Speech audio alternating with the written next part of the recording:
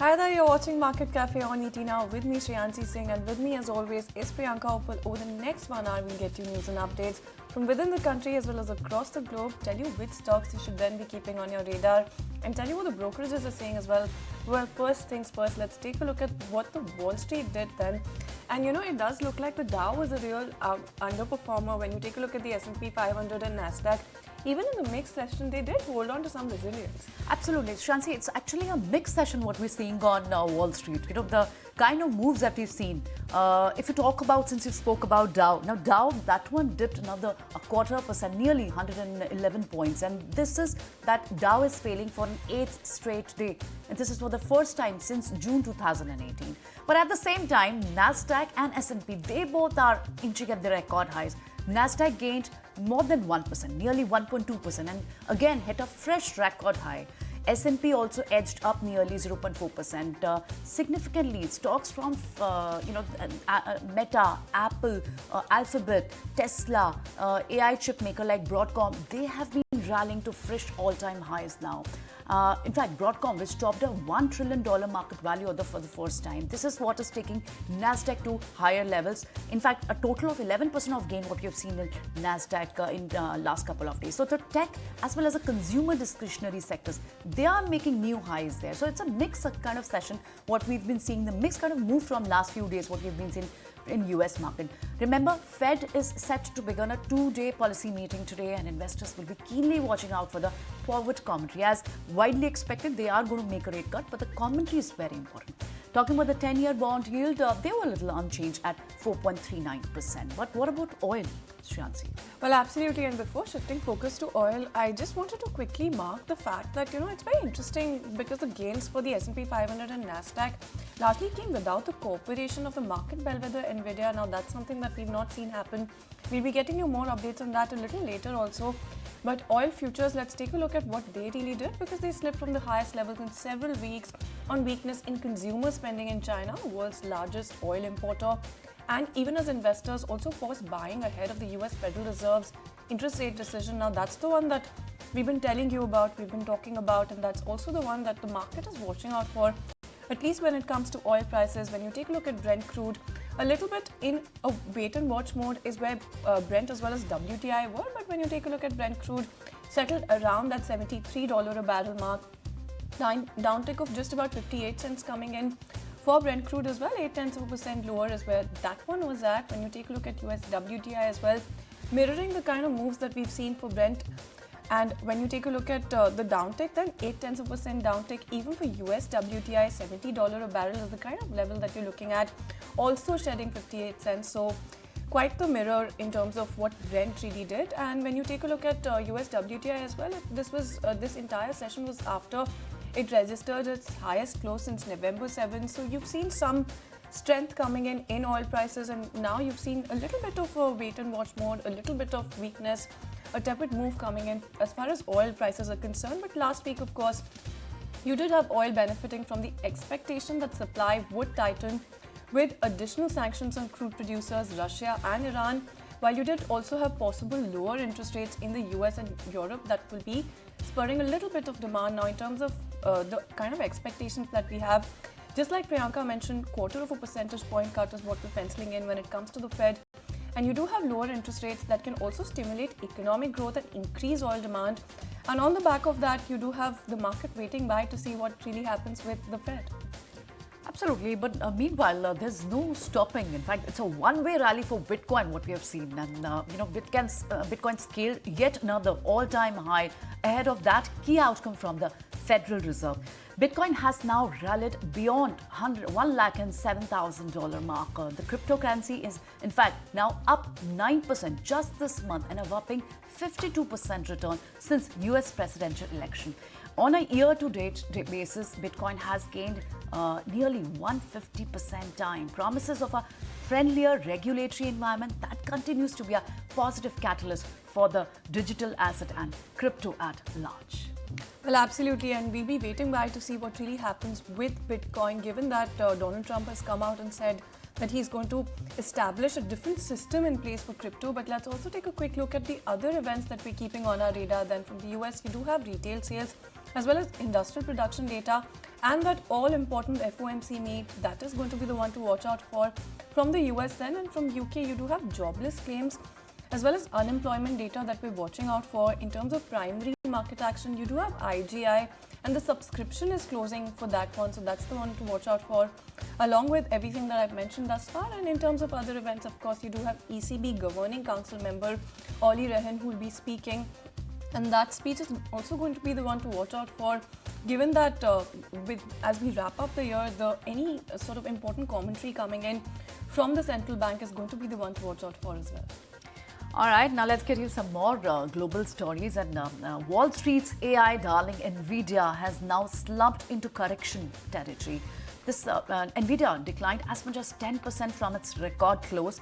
Moves come even as the pair Nasdaq stocks continue on their record run. The chip maker, remember, has rallied 166% this year. This is amid the tech buzz. Now, the stock is now down 4.5% this month, around 11% of its closing high just last month. The recent underperformance in Nvidia could signal some profit taking on Wall Street after another marquee year. Alright, then let's get you some additional detail coming in on Broadcom. While Nvidia reels under pressure, peer Broadcom rallied a whopping 11% yesterday after soaring 24% and topping that $1 trillion market cap as well. The latest rally, in fact, was spurred by better than expected earnings and an uplifting outlook for the first quarter. Additionally, you do have Goldman Sachs that's also lifted that 12-month target to $240 from the one that they had previously, which was $190, citing additional large customers for custom silicon as well. Okay, on the flip side, tech major Supermicro is slated to exit Nasdaq 100 after just 5 months in the index. The stock fell 8% yesterday and is more than 70% below its high reached in the month of March. The company is now worth about $20 billion, about a quarter the size of the median market cap of companies in the Nasdaq 100. Among other names being removed from the tech index are Lumina and Moderna, effective from December 23rd. Alright, then shifting focus to Canada, where the Deputy Prime Minister Chrystia Freeland has quit Trudeau's cabinet in a surprise move. This after disagreement with Trudeau over Trump's tariff threats. Freeland, in fact, also stepped down as finance minister. Her resignation marked the first open dissent against Trudeau from within his cabinet and may threaten his hold on power as well. In her letter, she explains the need to take Trump's tariff threats extremely seriously, warning that it could lead to a tariff war with the US. She also said that Ottawa must keep its fiscal powder dry. All right, with this, we stay for a short break here. When we come back, we get you the Asian cues, as well as we talk about more of the stocks that could be buzzing in trade today. Don't go anywhere.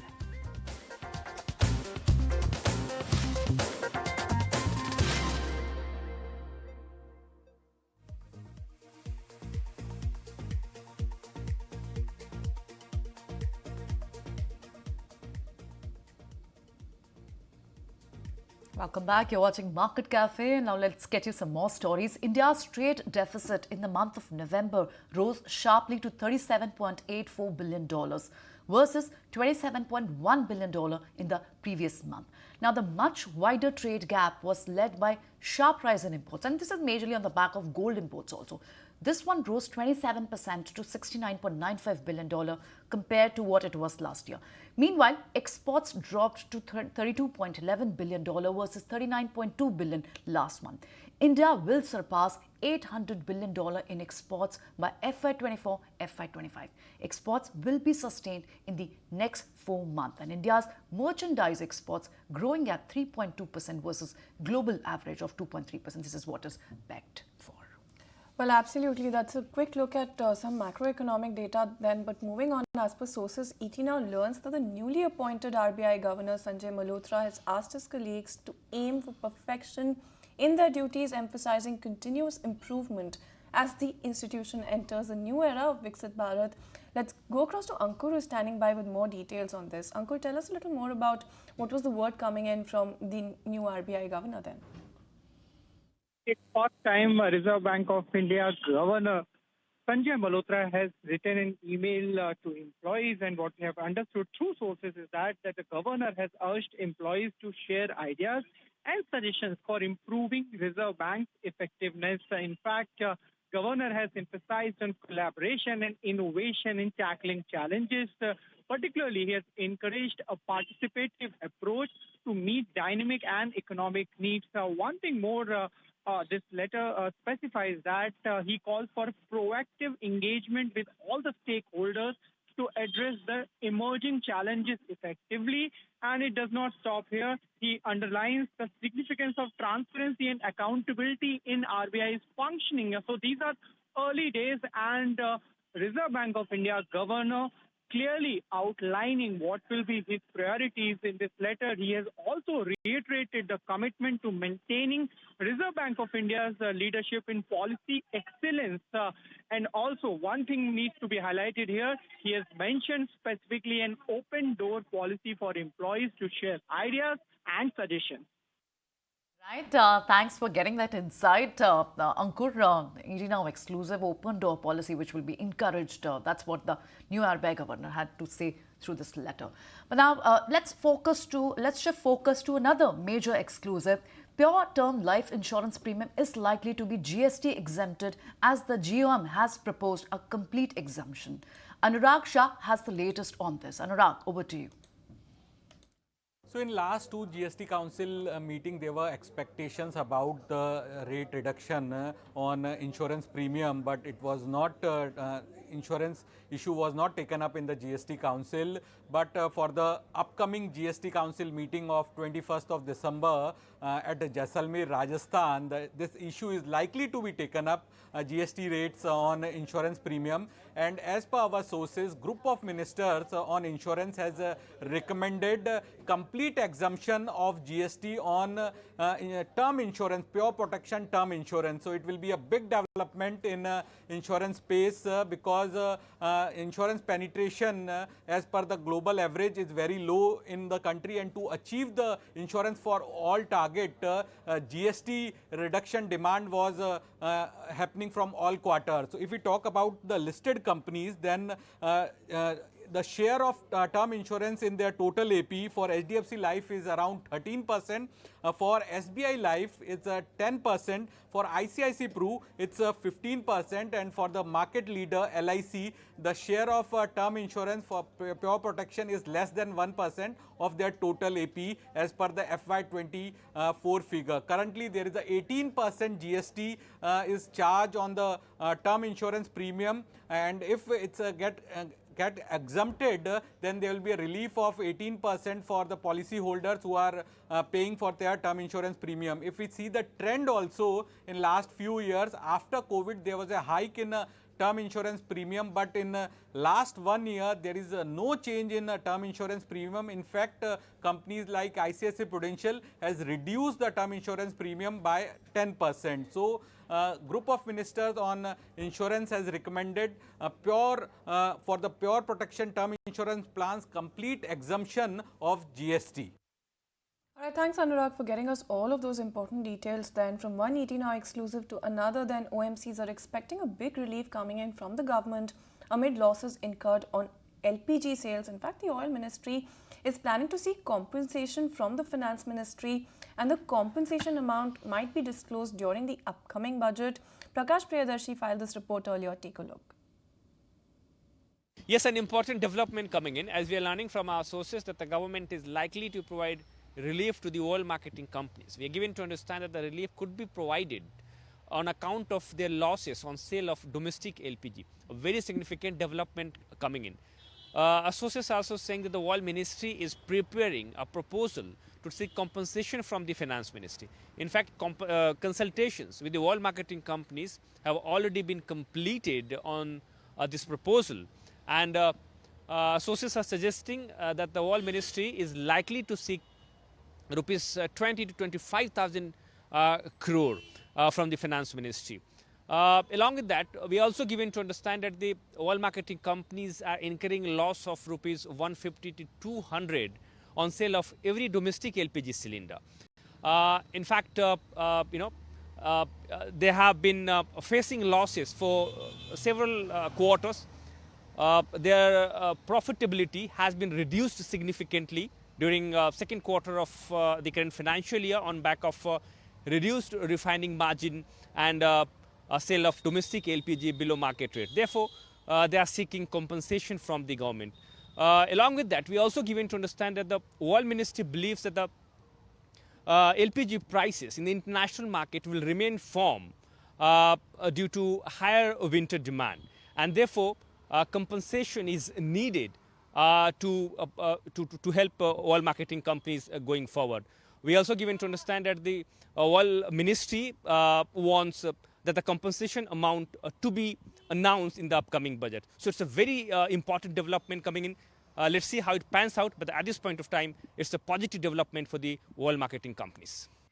All right, so OMCs could be on the move on this particular news. Thanks very much, Prakash, for that exclusive detail. Moving on, the upcoming GST Council meeting, which is to be held in Jaisalmer this weekend, can take some key decisions related to automobiles.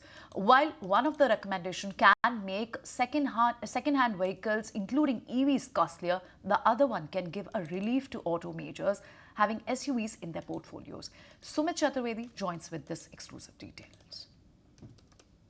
In a development that could lead to increase in prices of second-hand vehicles, including electric vehicle, now GST Fitment Committee has recommended increasing GST on such vehicles to 18%. At present, most of these vehicles have 12% GST, so it in a way going to increase the prices of these vehicles if the proposal is approved by GST Council, which is going to meet in Jaisalmer in the coming weekend.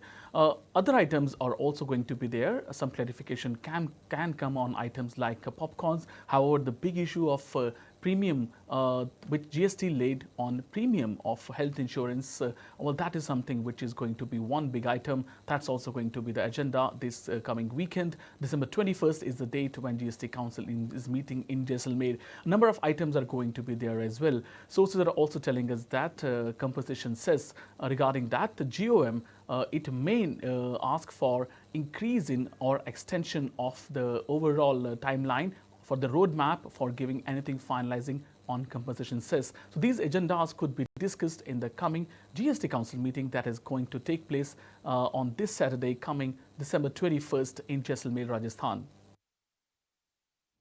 All right, thanks Sumit for getting us all of those details. Time now to get you some important commentary coming in then. What are the money-making strategies investors should be employing going forward, and which are some themes to eye in 2025?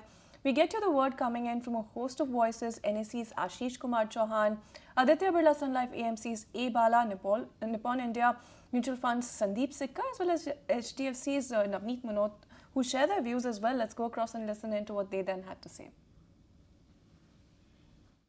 For me, one is the new technologies are dematerialized and they scale up so fast that they become available to the poorest of poor. And that's where most of the wealth will be created. Earlier times, the wealth was in physical people. That's why it's called capita. What do you mean by capita is number of heads you had. Then it became land, and now it's becoming the new games, new experiences which you will create virtually. And for me, the next 50 years will create more wealth out of those newer things. India really has once in a generation, once in a lifetime opportunity to get manufacturing back, which we completely missed. I mean, if you see the history of the world, countries go from agri-society to manufacturing to services. We leapfrog from agriculture to services, but we miss the middle of that. There's a possibility in next few years, and now that the relationship between the two countries are improving, there's a possibility that I think over the next several years, we have a lot of opportunity in that space, what India can manufacture, not only for India, but also for the rest of the world. India moves up from, I think, as we'll move to a $5 trillion economy, per capita income will move towards, $3,000, $5,000. The household savings will increase. And Indians, unlike the Western world, they love to save. They save for themselves, they save for future. Anything to do with savings, I think anything to do with wealth management, anything to do with the stock market, I think those are the companies and the sectors that I believe will do well. I think India is going to be a wide sector participation. The diversity equity funds will be the best actually to play the India story. Right, let's get you another piece. Will India continue to the fastest growing economy? What are some of the policy initiatives one should monitor? At the 10th edition of India Conclave, Economic Conclave, Nitin Gadkari Piyush Goyal and Ashwini Vaishnav share their thoughts on this. Listen in. 2 साल के अंदर India की logistic cost single digit में यानी 9% पे आएगी। अगर ये 9% पे आएगी तो 7% हम कम होंगे तो एक्सपोर्ट में हमारा एक्सपोर्ट 1.5 गुना होगा और हम और कॉम्पिटिटिव बनेंगे। और इसमें सबसे इम्पोर्टेंट रोड जैसे ऐसे बन रहे हैं वैसे फ्यूल पे भी हमने काम किया है और electric, ethanol, methanol, biodiesel, bio LNG, CNG और हाइड्रोजन इस पर तेजी से हम काम कर रहे हैं। I think by the time we close the year in March, we'll be back on track. Reserve Bank has estimated, IMF, Moody's, Reserve Bank all estimate about 7% growth. This year will continue to be the world's fastest growing economy despite such global challenges. First pillar is massive public investment in social, physical and digital infrastructure. Second pillar is huge focus on manufacturing and innovation. And the third pillar is, since our society is very diverse and especially on the economic scales, there is huge diversity. So the third pillar is basically large number of programs which are creating a very inclusive growth. And the fourth pillar is simplification. And because of this very clear thought process and because of the execution which has happened in the last 10 years, we are well set to become one of the top 3 economies in the coming years. Alright, then time for a very quick breather on the show. When we come back, we'll take a look at the futures and options roundup, so better not go anywhere.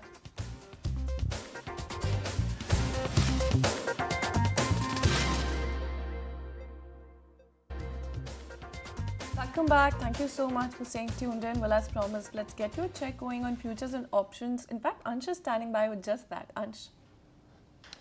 Right, so let's start with Nifty first. If you can see the chart, Nifty closed just below that 100 EMA, but this is not a negative sign because it has been closing around this 100 EMA from last 8 consecutive sessions. Now, if you can get that table as well, Nifty has been taking some divergence from this 100 DMA of just less than 1%. Actually, it has been closing within a range of 1% away from up and down from this 100 DMA level. Now, if you talk about index options, then we are seeing most active call writing happening at that 24,700 strike, followed by directly 25,000, indicating strong resistance around this level. Now, this is the first resistance, 24,700. If we surpass this, then directly next resistance comes at around that psychological mark of 25,000. Now, if we talk about this is the suggesting range, and if we talk about downside, then we are seeing some put buying happening directly at 24,200, which is far from current level. So put traders are getting very bearish in the market. If we talk about Nifty Bank, the Nifty Bank is also forming a similar pattern to that of Nifty because it has also been closing in its consolidation range only from last 8 consecutive sessions with 53,900 as the strong resistance. Now, if we talk about index future, then we are seeing open interest has gone down by around 0.2% only. So we are seeing some flat behavior here. So in short, we are seeing market in consolidation at least for today's and tomorrow's session.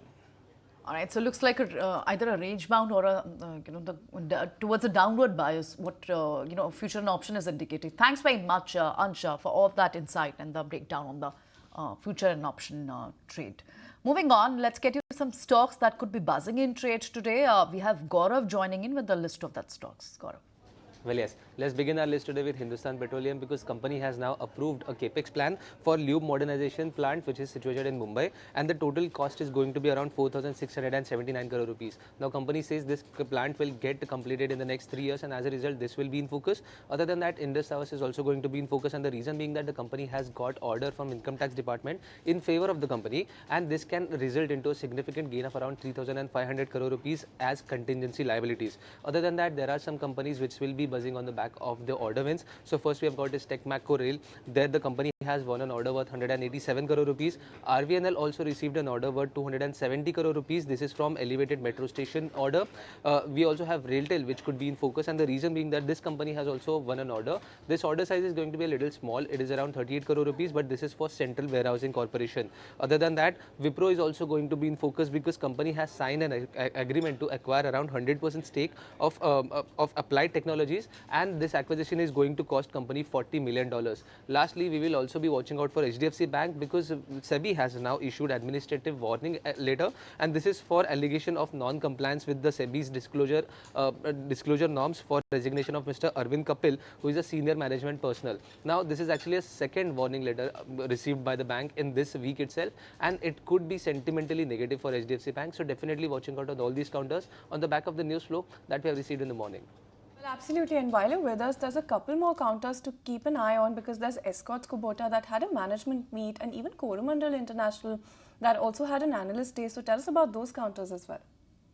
Let's begin with Coromandel International because we are getting some very positive updates from the company. What they're saying is that we may see 40% increase in EBITDA per ton and 40% increase in EBITDA margins as well over the next 2 to 3 years because of the benefit of backward integration and at the same time ramp up in new granulation line in Kakinada. Other than that, company has said that they will be expanding their business. They will be expanding in the range of 10 to 15% market share in the next 3 to 5 years. They are also focusing on non-South India market, and they are actually targeting to expand their network all across the India. When we talk about export business, company has said that B2B revenue from exports may be soft in this quarter or rather in this year, but at the same time they are also expecting 20 to 25% CAGR growth in domestic business. Lastly, they are also focusing on some segments like tech-backed agri-services and CDMO like a new segment, and that is the reason why a very positive note and positive words coming up from the management for Coromandel International. We also have Escorts Kubota who handle their management meet. What they have also said that the domestic tractor volumes could be in the mid-single digit volume range,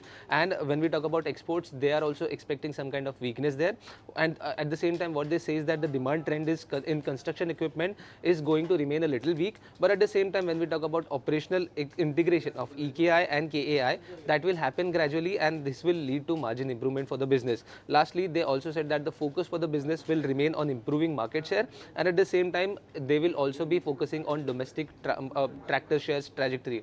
So definitely a very positive commentary coming up from Escorts Kubota as well, and on back of this, we will be watching out on both these counters. Let's see how these stocks react on these particular news. Thanks very much, Gaurav, for that insights. Moving on, let's get you an interesting conversation what we had with Mihir Vora, who's a CIO for a Trust Mutual Fund. He spoke about the sectors he is bullish on and also the sectors he wants to avoid. What are the underweight sectors he's eyeing at this moment? Let's listen in to his detailed views on banks and financials along with other major sectors. We are seeing a trend where consumption is still a question mark, while there is some green shoots in some pockets.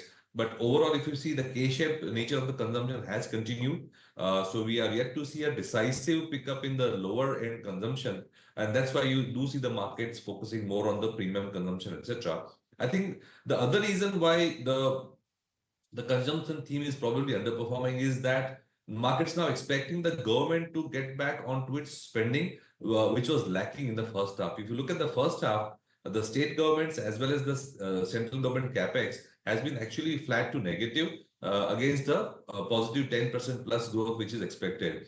So if they are to meet the budget targets, then we should see a lot of activity in ordering in the government-linked sectors like infrastructure, roads, defense, railways, etc. And we are seeing some indications of that. So some of the extra attention of the market is also pulled towards these segments because there is much more visibility. The reason why the government did not probably spend so much in the first half is mostly attributed to election-linked slowdown in decision-making at all levels. But now that we are past the main elections, the central government as well as a couple of key state elections, the government does seem to be getting back on the spending path. So we probably see a lot more action on that side.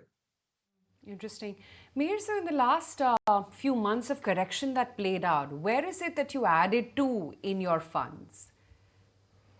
So we continue to play more of the domestic theme. On the global theme, we are underweight. So basically, we don't have much exposure to metals, energy, oil and gas, those kind of names. Even IT, we are underweight on the large cap IT. We are stock picking on the mid cap IT, where the business models are more tilted towards some of the higher growth services, so to say. On the domestic segment, we continue to play on the premium consumption theme, the financials theme, especially the non-lenders. and the infrastructure, the government spending, basically the defense will be that back. We continue to play that. We are also quite significantly overweight on pharmaceuticals on more on a bottom-up basis, because we do see a lot of potential, new business models emerging, especially CDMO, etc. And plus, we also see a lot of action on the generic space, where we do believe that probably the worst might be over, and we have a few smattering of pharma linked and chemical kind of stocks. So that's where we are overweight on. We spoke a lot about defense and railways and everything which has got to do with government spending. But certainly from a market standpoint, market's not far away from its all-time high. These stocks are way, way away from its all-time high. So is the party over in some of these stocks? While these companies may grow, but from the current juncture, do you think stocks may underperform? No, as you rightly mentioned, they have probably there was a lot of euphoria built up 4-5 months ago, and from those levels, a lot of stocks have corrected, and that was also coinciding with the point that we discussed, which is that the government ordering actually came down. So there was a bit of a slowdown in ordering across segments, and the stocks had run up. So there was a good, reason for them to correct. But now the stock prices have corrected, and we do see pickup in government ordering. So probably now the risk return balance is a bit better than what it was 3-4 months ago. Interesting. Mihir, most of your funds, and at least the large cap ones, do have a big exposure to financial services. In fact, that forms the largest quotient. But within that, where is it that you have taken concentrated bets, or is it more an across-the-board approach with private banks being at the top rung? Certainly. So we were underweight on lenders till now, and that served us well, because we did see private sector banks as well as PSU banks underperform in the last few quarters. But now, with the rest of the market having run up, the risk return balance is probably tilting in favor of lenders again. So by the way, while we were underweight on the lenders, which is banks as well as NBFCs, we were quite overweight on the non-lenders, which is all the capital market linked plays like asset management, wealth management, broking, exchanges, the registrars, etc. So on the capital markets team, we were quite overweight, including broking. We were underweight on the lenders. But now I think while we continue to be positive on the capital marketplace, we will start adding to the lenders, which is what we are doing. So within lenders, we continue to prefer the private sector banks, especially some of the larger ones which have really underperformed and probably offer a good value versus growth equation. And PSU banks, we are sticking to 1 or 2 of the top names, not really going down the market cap curve in the PSU space. All right, then let's get you some news and updates from outside the world of stocks, bulls, bears and bonds, and on to some somber news. Then a student opened fire at a private Christian school in Wisconsin, killing at least 2 people and leaving many injured. In the final week before the Christmas break, the suspected shooter was a student who likely died by suicide. The probe into the incident remains ongoing. Moving on then, 11 Indian nationals were among 12 people found dead at a restaurant in the mountain resort of Georgia. Initial reports suggest that the deaths were likely due to carbon monoxide poisoning. Meanwhile, the Indian embassy is working closely with local authorities to facilitate the prompt repatriation of the mortal remains to India as well. Moving on then, after the Union Cabinet last week cleared bills to enable simultaneous elections to Lok Sabha as well as state and union territory assemblies, the bills are set to be tabled in the Lok Sabha today. Meanwhile, the Rajya Sabha also is going to be continuing its debate on the Constitution of India. Right, in the Imphal, hundreds of local residents gathered at the Manipur Baptist Convention Church Centre to conclude the pre-Christmas celebrations and mark the beginning of grand Christmas festivities. Despite the ethnic violence that has affected the state since May last year, many residents prayed for peace and the return of normalcy. Moving on, Sabarimala sees a surge in pilgrims with over 22.6 lakh visitors in the first month, a major increase from last year. The temple's earnings hit 164 crore, driven by a sharp rise in Aravana sales. In response to court concerns, a new VIP darshan protocol is set to ensure smoother pilgrimages. Special tags for forest route pilgrims will speed up darshan as well as enhance the overall experience. And let's get you news from the world of cricket. From the border Gavaskar Trophy, India's KL Rahul is fighting a lone battle as he shows the Indian top order how to bat on this wicket. Barring Rahul, so far only 2 Indian batters have managed to score in double digits. India is now pinning hopes on Rahul to help India avoid a follow-on. Well, absolutely. That's quite the disappointing performance that we've seen from the Indian cricket team. Here's hoping it does get better. But with that, completely out of time on this edition of Market Cafe on ET Now. The market up next, so don't go anywhere.